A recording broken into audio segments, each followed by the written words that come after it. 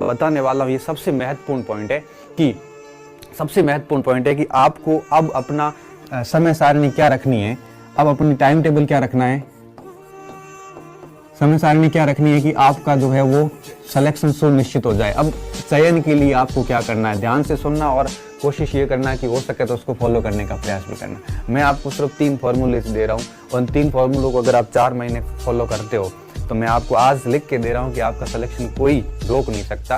और मुझे बहुत अच्छे से पता है कि आप इसको फॉलो नहीं कर पाओगे, बहुत कम बच्चे होंगे जो इसको फॉलो कर पाएंगे। मैं सिर्फ आपको 3 फॉर्मूले दे रहा हूँ और इन 3 फॉर्मूले मैं कई बार पहले भी दे चुका हूँ, आज भी दे रहा हूँ।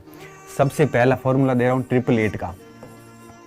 ये फॉर्मूला क्या है, 8 घंटे आप रेस्ट कीजिए आराम से।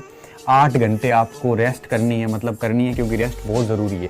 दूसरी चीज़, 8 घंटे आपको स्टडी करनी है, मतलब करनी है। दिन में 8 घंटे और बच गए। इस 8 घंटे का आप उपयोग कैसे करते हैं ये आपके ऊपर निर्भर है। आप इस 8 घंटे को आप खेल कूद में भी आप इसके ऊपर इसको खराब कर सकते हैं, इन्वेस्ट कर सकते हैं। आप दोस्तों के साथ समय व्यतीत कर सकते हैं, आप और काम भी कर सकते हैं। या हो सकता है कि आप 4 घंटे 5 घंटे घरेलू काम कर लिए, 3 घंटे इसको स्टडी के साथ ऐड करके स्टडी को 11 घंटे कर दिया। ये आपके ऊपर डिपेंड है। लेकिन मैं सिर्फ इतना कहूँगा कि इन 8 घंटों को डेली को कम से कम आपको स्टडी में 8 घंटे देने हैं, मतलब देने हैं। इसके अलावा अगर आप 1-2 घंटे रेस्ट से भी निकालते हो, 3 घंटे इधर से निकाल के 4 घंटे और ऐड करते हो, ये तो आपकी महानता है। ये तो आपको डेफिनेटली और आगे ले जाएगा। दुनिया से सफलता के लिए दुनिया से एक कदम आगे रहना पड़ता है। दुनिया से एक कदम आगे रहना वाला व्यक्ति कभी जिंदगी में असफल नहीं हो सकता। और एक कदम आगे कौन होगा, जो इन 8 को 12 में कन्वर्ट करेगा, 8 को 2 घंटे में कन्वर्ट नहीं करेगा। सुबह जब उठते हैं ना, तो उसके बाद में जब रात को सोते हैं तो सोते वक्त सोचना कभी कि आज दिन में आपने किया क्या है।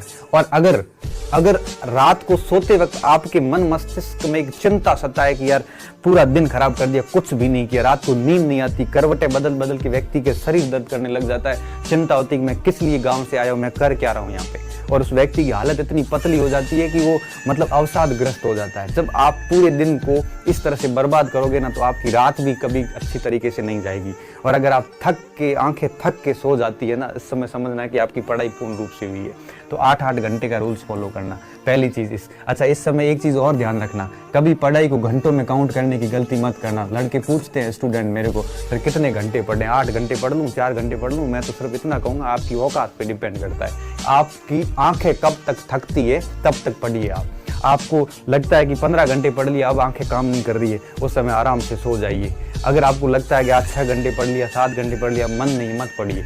तो ये पढ़ाई घंटों में नहीं होती है, पढ़ाई होती है थकावट के आधार पे। जब आप थक गए, आपको लग रहा है कि अब मेरी पॉज पूरी होगी, अब मेरे से नहीं होगा, उस समय आप सो जाओ। कुछ बच्चे कहते हैं सर रात को पढ़ें कि दिन को पढ़ें। देखो ये अपने अपने फॉर्मूलेज होते हैं, कोई रात को पढ़ता, कोई दिन को पढ़ता। 3 साल में भी पूरी रात पढ़ता था, लेकिन बाद में मुझे लगा कि रात को पढ़ी हुई चीज़ें इतनी अच्छे से याद नहीं होती है, तो दिन को पढ़ना ज़्यादा बेहतर रहता है। कईयों के दिन में डिस्टर्ब होता है तो कई रात को पढ़ते हैं। तो ये अपने अपने ऊपर डिपेंड करता है कि वो रात को पढ़ो या दिन को पढ़ो, कोई फर्क नहीं पड़ता। रात को पढ़ने वाले भी IAS बन गए और दिन को पढ़ने वाले भी कई बार वो अभी खेती कर रहे हैं। कोई फर्क नहीं पड़ता आप कब पढ़ते हो।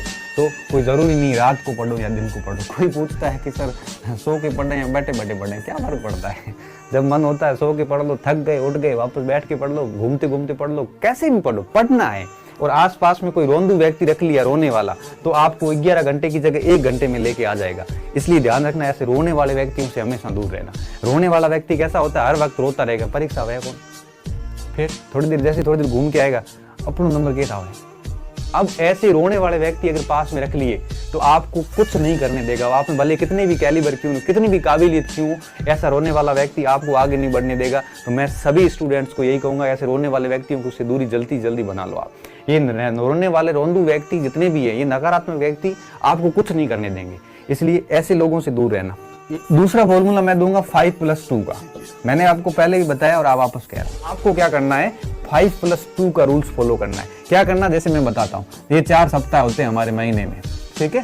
पहला सप्ताह आपको क्या किया, आपने मंडे से लेके फ्राइडे तक दबा के पढ़ाई करी।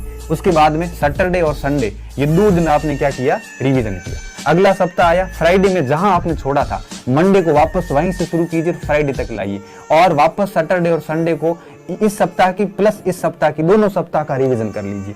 तीसरा सप्ताह जैसे आएगा वापस फ्राइडे को जहां छोड़ा था वहां मंडे से स्टार्ट कीजिए, फ्राइडे तक लाइए, वापस आप सैटरडे संडे पे आ जाइए। सैटरडे संडे को इन तीनों सप्ताह का रिवीजन कर लीजिए और चौथे सप्ताह का ये कर लीजिए। तो इससे क्या होगा, आप जो है वो कम से कम एक महीने में 8 से 10 दिन तक तो रिवीजन हो जाएगा और 20-25 दिन आपकी अच्छे से स्टडी हो जाएगी। तो 5+2 का रूल्स फॉलो करना और 8-8 इस चीज का स्पेशली ध्यान रखना। हम बच्चे अगर फेल होते हैं ना तो उसके सबसे पीछे कारण क्या जिम्मेदार होता है कि हम रिवीजन नहीं करते। हम पढ़ते जाते हैं, यात्रा करते जाते हैं, पीछे कौन से गाँव चले गए कुछ भी नहीं, लास्ट में